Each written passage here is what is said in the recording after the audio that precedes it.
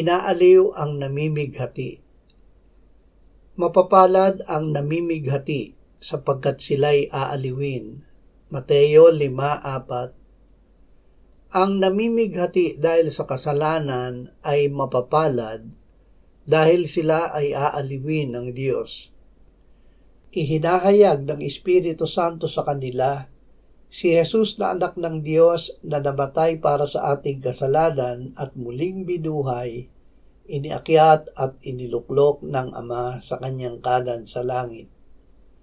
Aaliwin sila ng mga aaliw na si Jesus na ngayon ay buhay ay nananahan sa kanila at siya ang kanilang pag-asa sa araw na siya ay magbalik upang tayo ay lubos na palayain sa kasalanan at ipiling sa Diyos sa kaluwalhatian.